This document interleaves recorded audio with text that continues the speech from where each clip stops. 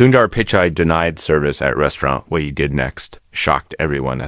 Air outside was cool that evening as Sundar walked down a quiet street in a small town far away from the noise of Silicon Valley. He wore a simple blue shirt and black trousers, nothing fancy, nothing that would make him stand out. He was alone, and for once, he was happy about that. He had come to this town because he wanted to take a break, to remember what it felt like to just be a man and not a CEO. His phone was off, and no one knew he was here. He had heard about a little restaurant that served the best home-cooked food. His stomach was already grumbling when he pushed open the wooden door dot inside, the smell of warm bread and spices wrapped around him like a hug. A few families were eating, and an old man sat in the corner reading a newspaper. Sundar smiled politely and walked up to the hostess. But then something strange happened. The hostess looked at him from head to toe, her eyes cold and sharp. She didn't smile. She didn't even say hello. Instead, she muttered something under her breath and shook her head. "Sorry," she said finally, her voice flat. "We're full." "No tables." Sundar blinked. He looked around. There were at least 5 empty tables, clean and waiting. He tried to explain gently, "I can wait. I don't mind." But the hostess just crossed her arms. "You won't be served here. Please leave." For a moment, Sundar stood frozen. He wasn't angry. He was confused, and then quietly a little hurt. He had faced tough meetings and angry investors, but somehow this cut deeper. He looked at her eyes and saw something he didn't expect to just dislike. It was something heavier. He nodded slowly, turned around, and walked out without another word. As he stood outside, the cool air no longer felt welcoming. It felt sharp, like tiny knives. He wondered why she had treated him that way. Was it because of how he looked? Because he wore simple clothes? Or was there another reason? Just then, a boy ran out of the restaurant and caught up to him. He was about 12 years old, with messy hair and bright eyes. He tugged on Sundar's sleeve and whispered, "Sir, I saw what happened. You shouldn't go away.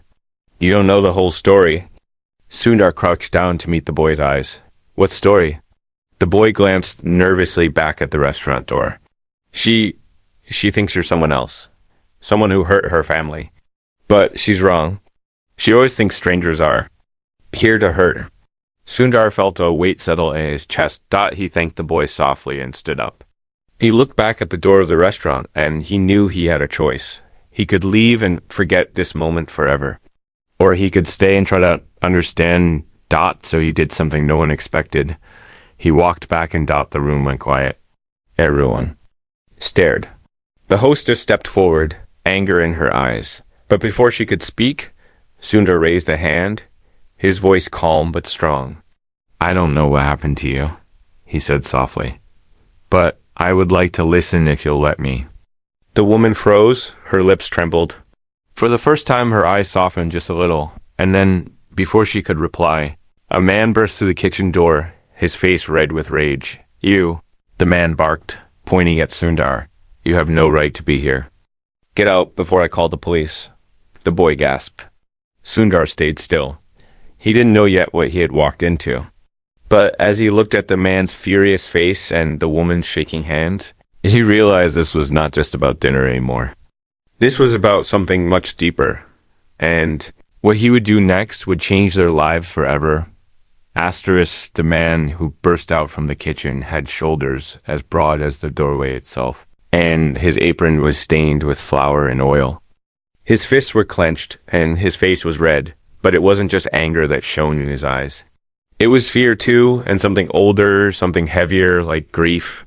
His voice thundered across the little restaurant as everyone stopped eating. "To watch?" "I said get out," he growled, his fingers stabbing the air at Sundar. "You don't belong here. I don't care who you are or what you say. This is our place, and you're not welcome." Sundar stood still. His hands stayed at his sides, open, calm. He didn't flinch even when the man took a step closer, towering over him. Around them, the air felt thick, like the room itself was holding its breath. Sundar's eyes did not move from the man's face. "You think I came here to hurt you?" Sundar asked quietly, his voice almost drowned out by the silence. I didn't. I only came for a meal. But I can see there's more going on here. So tell me what happened. Tell me why you are so afraid. The man laughed, but it was a hollow, bitter laugh. You think you can just walk in here and demand answers? You think I owe you my story? You don't even know what you've done. You people... His voice cracked, and for a second, he looked almost broken. Sundar's brow furrowed. What do you mean by you people? Who do you think I am? But before the man could answer, the boy, the same boy from outside, rushed forward and stood between them. His small arms stretched out like he could somehow shield Sundar from the storm. He's not that man. The boy cried, his voice trembling but brave. Papa, he's not him. I saw his face. He's not the one who hurt Mama. Please, just listen. The man's eyes flickered, and for the first time his hands dropped to his sides. How can you be so sure, Arun? He whispered, his anger wavering. The boy, Arun, looked up at Sundar, his eyes wide and earnest. Because, he said simply, he looked at me with kind eyes. The other man never did. Sundar felt a lump rise in his throat. He had faced rooms full of powerful people, critics, and doubters, but this small boy's faith in him felt heavier than all of it. He crouched down so he was at Arun's level and placed a gentle hand on his shoulder. Thank you, he said softly. Then he turned back to the man. Listen to your son. I don't know who hurt you, but it wasn't me.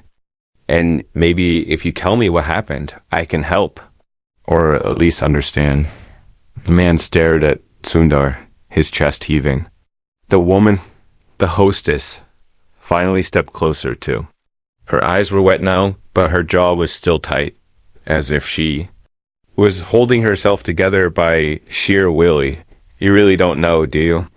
She asked, her voice quiet but sharp. Last year, a man came here looking very much like you. Same build, same skin, same calm smile. He promised to help us with our rent problems. Said he could save this place, said he worked for a big company that cared about little businesses. We trusted him. We signed papers, and then everything we owned was gone. The bank took the restaurant. We barely got it back. We lost everything else. Everything. Her voice broke at the last word. She turned away, covering her face with her hands. Sundar felt the weight of her pain settle over the room like a thick fog. His shoulders sagged as he listened. I'm sorry, he said softly. I'm sorry someone did that to you. But it wasn't me. I swear to you, it wasn't me. I don't make promises I can't keep. And I certainly don't take what isn't mine. The man's eyes narrowed. Then why are you here? Why tonight? Sundar stood slowly. He glanced around the room, at the empty tables, at the families who had stopped eating, at the quiet eyes watching them. Because sometimes, Sundar began, when life feels too loud, too fast, you have to find a quiet corner to sit and remember who you are. This town, this little place, reminded me of my home. When I saw your restaurant, I thought I'd found some peace. I didn't come here to take anything from you, only to taste a bit of what you made with your hands, only to feel human again. The man's hands dropped completely now. The woman lowered hers from her face. There was silence, heavy and long. Sundar could feel their walls slowly starting to crack. But just when it seemed the moment might soften, the door of the restaurant burst open. This time it was another stranger, a young man in a suit, holding a folder in his hand. He looked around, his eyes landing on Sundar, then the man, then the woman. Ah, the man in the suit said. With a sneer, I see you're still here. Good, because you're about to lose it all again. The woman gasped. The man's fist clenched again. And Sundar simply turned his head toward the newcomer, his eyes narrowing slightly. Asterisk, the man in the suit waved. The folder in the air. You people think you can hide from your debts? Think you can cheat the system? This restaurant is mine now. Pack up and leave. The woman shook her head weakly. No, we paid everything back. But the man in the suit only laughed cruelly. Not enough. Sundar stepped forward then, placing himself between the family and the man in the suit. His voice was calm, but something inside it had changed. It was no longer just quiet kindness. It was steel. Put that folder down, he said. The man in the suit scoffed. And who are you to tell me what to do? Sundar's eyes did not leave his. You're about to find out. The whole room held its breath again as the two men stood face to face. A storm brewing between them. Asterisk for a long moment, no one in. The room moved. The man in the suit and Sundar stood so close that even the air between them seemed to grow tense, like a wire stretched too tight. The young man's smirk faltered slightly when he noticed how steady Sundar's were, how unshaken his voice had been. You don't scare me. The man in the suit muttered, though there was less confidence in his tone now. This is business. Cold, hard business. These people sign the papers. They owe, and what's owed must be paid.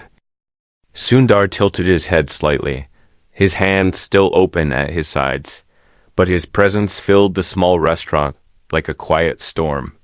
He spoke slowly, each word deliberate. Business without humanity is nothing more than cruelty dressed in a suit, and if you truly believe that money can erase what these people have built with their hearts, then you understand neither business nor humanity. The man in the suit flinched. Around them, the families at their tables leaned forward, caught. Between fear and fascination, Arun gripped his mother's hand tightly, his little knuckles white. The woman, still pale, glanced at Sundar with something like hope flickering in her tear-streaked face, but the man in the suit recovered quickly. He laughed, though it sounded forced now, and opened the folder in his hand. He slapped it down. On a nearby table, pages spilling out like angry white birds. You talk like you know something, he sneered. But here's what I know. This document says everything. Unpaid interest, missed deadlines, signatures, stamps, legal, and final. So, unless you have a miracle tucked into that pocket of yours, I suggest you step aside and let me do my job. Sundar didn't move. Instead, he reached out slowly, almost tenderly, and picked up one of the pages. He studied it for a long, silent moment, his brow furrowing as his eyes moved back and forth. Then he spoke. And his voice was low, but carried through the room. This stamp is fake. The man in the suit froze. Sundar turned the paper to show the others. Look here. The seal's edges are uneven. Ink smudged in the wrong direction. The date doesn't match the official calendar used by the registrar's office. Whoever prepared these documents either didn't care to hide their lies or assumed no one here would notice. The man in the suit's face turned red, then pale. You don't know what you're talking about, he snapped, but Sundar only looked at him, calm and unblinking. I know enough, and now everyone else does too. Murmur rose through the restaurant. The woman gasped softly, her hand flying to her mouth. Arun looked up at Sundar like he was watching a hero in one of his storybooks. But the man in the suit wasn't finished yet. His eyes darted around the room, his jaw clenched. He slammed the folder shut and straightened his tie. You think you're clever? Fine. I don't have to explain myself to you. But I'll be back with real papers, with the police if I have to. And then we'll see how brave you are. Sundar took a slow step closer, and when he spoke again, his voice was soft but carried an undeniable strength. If you come back, bring the truth with you. Because lies have already hurt this family enough, and I won't stand by while it happens again. The man in the suit glared at Sundar one last time, then turned and stormed out, the door slamming. Behind him, for a while, the room stayed quiet, except for the sound of the door rattling on its hinges. Finally, the man, Arun's father, let out a long, shaky breath. His hands were still trembling as he looked at Sundar. How? He began, his voice rough. How did you know the stamp was fake? Sundar put the paper back on the table and looked at the man with something between kindness and sadness. Because once, a long time ago, my family almost lost our home to a trick like this. I watched my father cry because he couldn't read the fine print. I promised myself that day I would learn everything I could, so no one could ever do that. To me, or to the people around me, the man's eyes softened. His shoulders sagged, the anger in him melting into something heavier, something more honest. "I'm sorry," he whispered. "For what we said. For what we thought you didn't deserve that." Sundar shook his head gently. "Hurt people protect themselves the only way they know how. You don't need to apologize for loving your family enough to fight for them." The woman stepped forward then, her hands clasped tightly together. Her voice was quiet but full of feeling. "Thank you," she said simply. Sundar gave her a small, warm smile. "You don't have to thank me.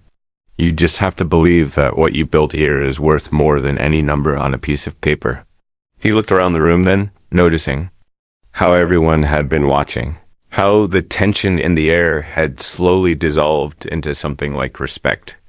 But before anyone could say more, a sound shattered the calm, the sharp screech of tires outside, followed by the heavy crunch of metal against metal. Someone screamed. Everyone turned toward the door at once. Sundar moved first, pushing it open and stepping outside into the cool night. What he saw made his stomach drop that a car had slammed into another at the corner of the street. Smoke curling up into the air, and in the middle of the road, lying very still, was the boy, Arun. His small body was crumpled, his eyes closed. His little hands limp at his sides stopped behind him. The woman screamed, and the man's face went white as he stumbled after Sundar. Sundar ran forward, dropped to his knees on the hard asphalt, and reached for the boy's wrist, searching desperately for a pulse dot around them. The world seemed to go quiet except for the sound of the smoke hissing and the woman sobbing. Sundar pressed his hand to Arun's chest and whispered words that only he could hear. His own voice breaking dot then, very faintly. He felt something, the smallest flutter beneath his fingers. He looked up at the crowd gathering around and shouted, "Call an ambulance, now." But as the sirens began to wail in the distance, Sundar realized something that made his heart ache even more. Dot, the man standing behind the wheel of the car, the one who had hit Arun, was the same man in the suit. He was already turning to run. The sound of the sirens grew louder, cutting through the night air like a blade. But Sundar barely heard them. He was still kneeling beside Arun, his hands pressed gently but firmly on the boy's chest, feeling the faint rhythm of his breath. Every rise and fall of that tiny chest felt like a fragile promise, and Sundar clung to it with everything he had. Dot behind him. The boy's mother fell to her knees, her sobs breaking into sharp gasps. Her husband stood frozen, staring at the scene, as though his mind refused to believe it was real. The crowd had grown thicker, faces peering from the shadows, murmurs rising like a restless sea. But Sundar's eyes were fixed on only one figure now. The man in the suit. The man had stepped back from the car, his hand still on the door handle, his face pale and slick with sweat. His eyes darted from the boy to Sundar to the growing crowd, and then, like a rabbit sensing a trap, he turned on his heel and began to run. Sundar's jaw tightened. He turned to the man and woman behind him. "Stay with your son," he said firmly, though his voice was still kind. "Keep talking to him. Keep him awake." The mother clutched Arun's hand, whispering through tears, "Baby, stay with us. Stay awake." And then Sundar stood. The man in the suit was already halfway down the dark street, his footsteps echoing in the night. Sundar didn't hesitate. He took off after him, his shoes pounding the pavement, his breath steady even as his legs stretched into long strides. The chase carried them past shuttered shops and empty sidewalks, down narrow alleys where the smell of garbage hung thick and the streetlights flickered weakly. The man in the suit glanced back over his shoulder, his eyes wide with panic when he saw Sundar gaining ground. "Leave me alone," the man panted, his voice breaking. "You don't know what you're getting into." But Sundar didn't answer. He just ran faster. The alley opened into a small square, empty except for a few stray cats and a broken fountain.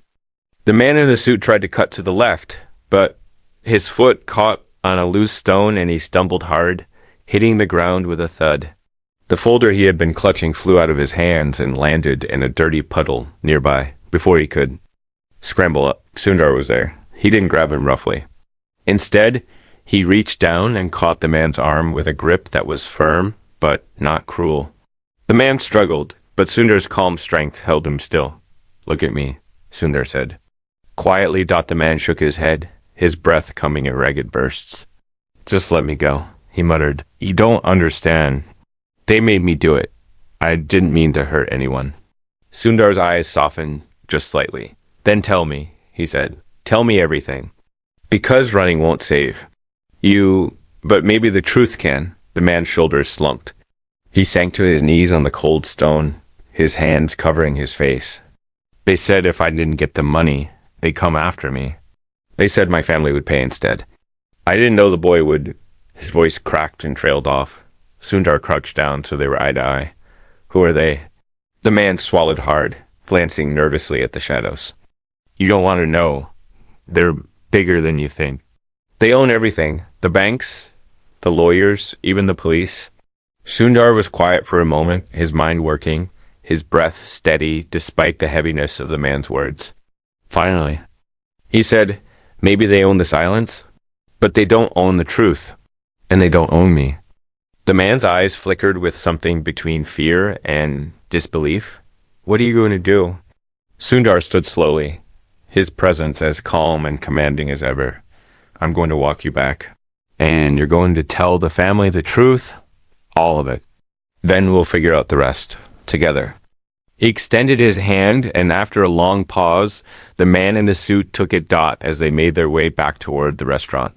The sound of the sirens was gone now, replaced by the faint hum of an ambulance engine and soft voices. When they turned the corner, Sundar saw the paramedics kneeling beside Arun, lifting him carefully onto a stretcher. The boy's mother was holding his hand the whole time, whispering to him, tears still streaking her cheeks. The father stood behind her, his hand on her shoulder, his face drawn and pale. When they saw Sundar returning with the man in the suit, the crowd shifted uneasily. Whispers rose. Someone muttered angrily. Sundar raised his hand for silence. The man in the suit stopped beside him, head bowed. His voice trembled as he spoke, but he spoke loud enough for everyone to hear. I lied.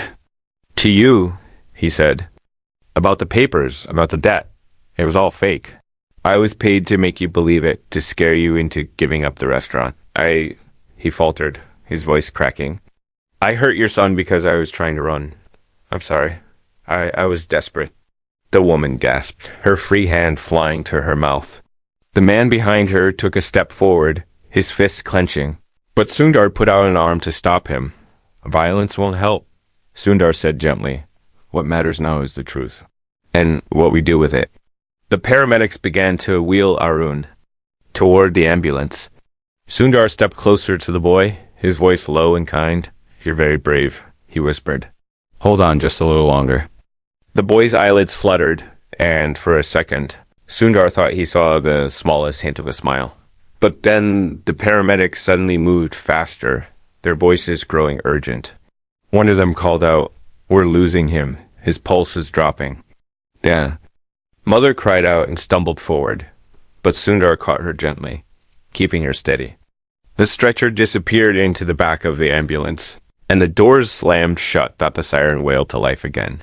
And within seconds the ambulance sped away, its lights flashing against the dark street. Sundar stood very still, the mother's sobs muffled against his shoulder, the father staring blankly at the ground, the man in the suit silently weeping beside them, and deep in the shadows, just out of sight, a pair of unseen eyes watched everything. When Sundar finally looked up, he caught the faintest glimpse of a figure slipping away into the darkness, a figure in a long black coat, carrying a phone, speaking into it in hurried, low tones. Whoever they were, Sundar knew at once. The man in the suit had been telling the truth. And the people behind all of this were still out there. The street was quiet again after the ambulance disappeared. But it was not the same quiet as before.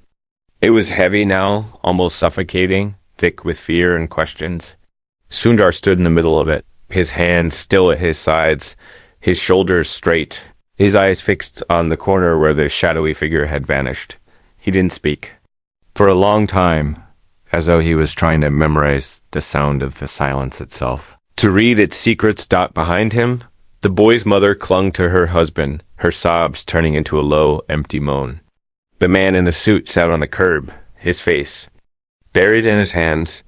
His expensive watch glinted under the weak streetlight, but his body seemed smaller now, hollowed out, as if shame had carved him down to his bones. Finally, Sundar turned. He crouched down so that he was level with the man in the suit.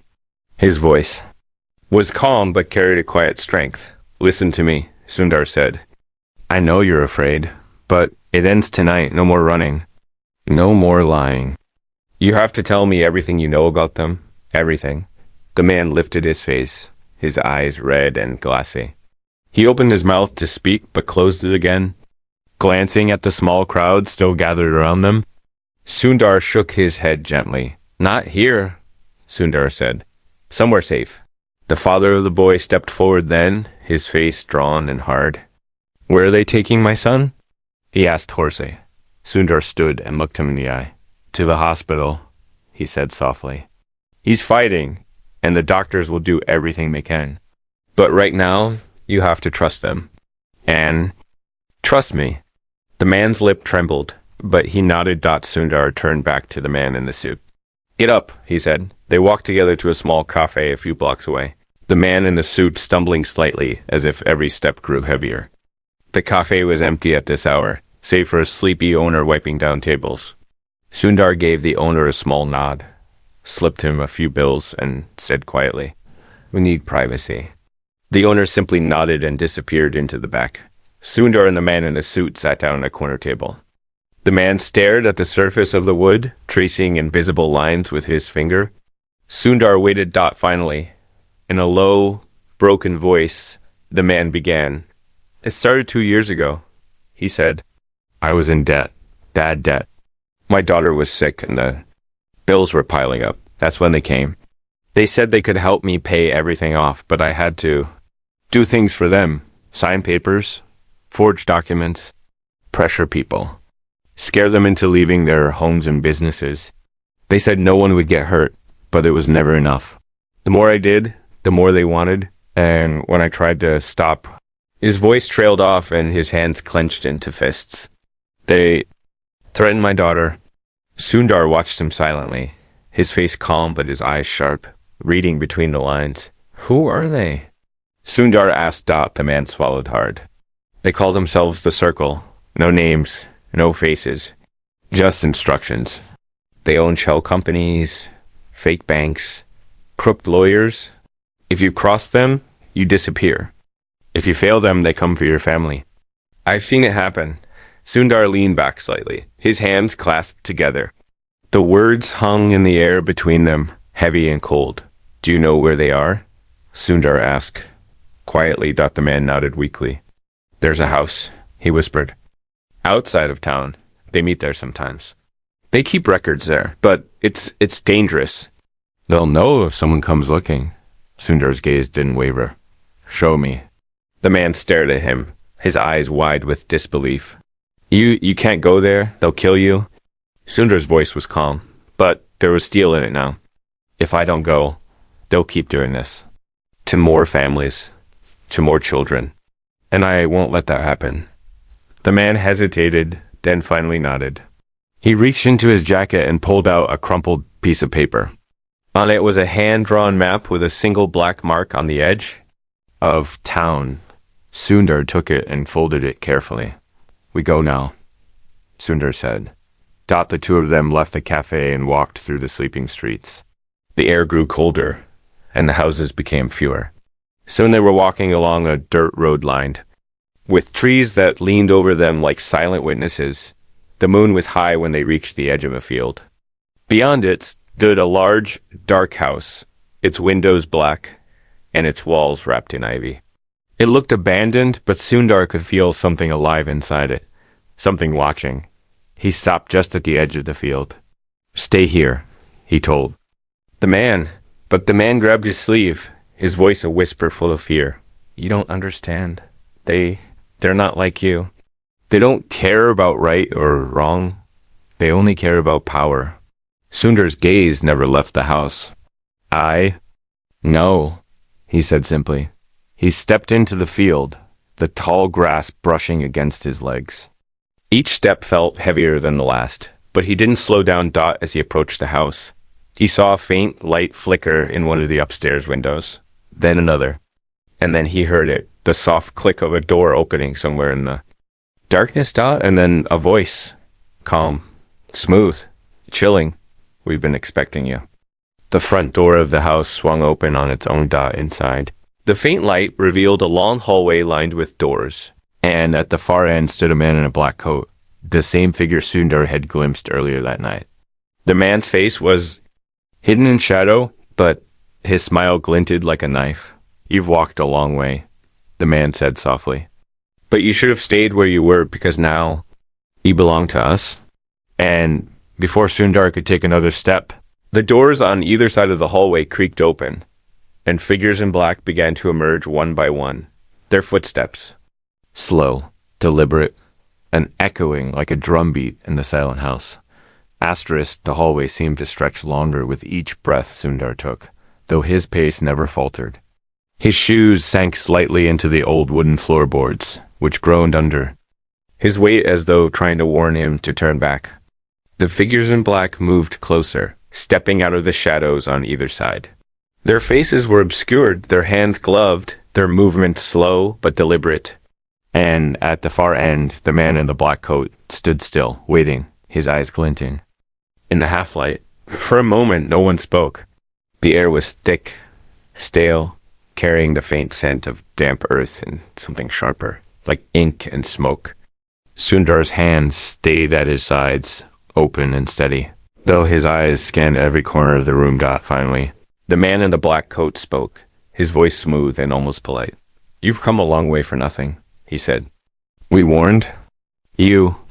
We even gave you a chance to walk away. But you chose this. Sundar took another step forward, and his reply was quiet but firm. I chose to stand where others have been forced to kneel. A ripple of sound ran through the figures in black, a faint, almost mocking chuckle that faded as quickly as it began. The man in the black coat tilted his head, as though studying Sundar like a strange creature he had never seen before. Brave words, the man said. But bravery without power is just noise, and here, power is everything. Sundar shook his head slowly. You're wrong, he said. Power without humanity is nothing at all. And tonight you'll see just how weak it really is. The man's smile faltered, just slightly. He raised his hand, and two of the black-clad figures stepped closer to Sundar, their gloved hands reaching out as though to seize him. But Sundar didn't move. Instead, he reached into his pocket and pulled out something small and unexpected, a phone. He held it up for all of them to see. You've hurt too many people, he said, his voice still calm. But you made one mistake. You assumed no one was watching. He pressed a button on the phone. A small green light blinked, and then the quiet of the hallway was shattered by the sound of voices, shouting, footsteps, the crackle of radios. And then, through the door behind him, light flooded in as men and women in uniforms poured into the house, their badges glinting.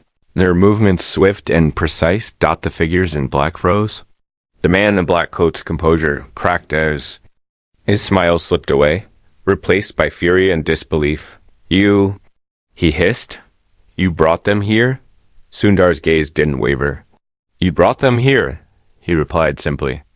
With every lie, with every family you hurt, with every child you made cry, you left a trail. All I did was follow it. The officers moved quickly now, handcuffing the figures in black, collecting papers from the rooms, photographing evidence. The house, which had felt so alive with menace only moments before, now felt hollow and weak, its power drained away. Like water from a broken glass, the man in the black coat was the last to be taken. As the officers led him past Sundar, he paused just long enough to whisper, his voice low and bitter.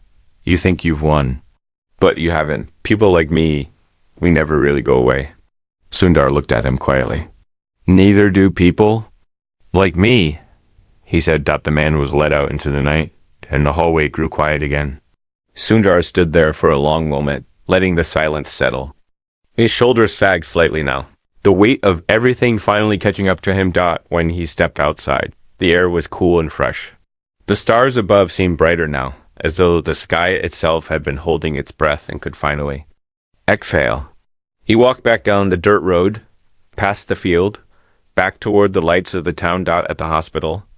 The boy's parents were waiting in the corridor. Their eyes were red but hopeful. When they saw Sundar, they both stood at once.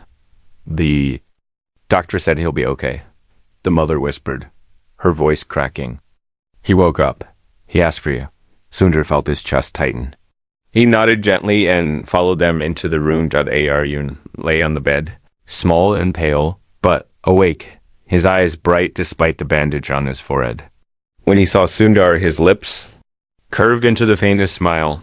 You came back. The boy whispered. Sundar sat down beside him, taking his little hand in his own.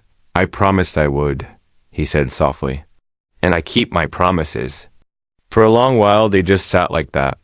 No words, only the quiet hum of the machines and the soft breath of a boy who was still here, still fighting outside the window. Dawn was beginning to break.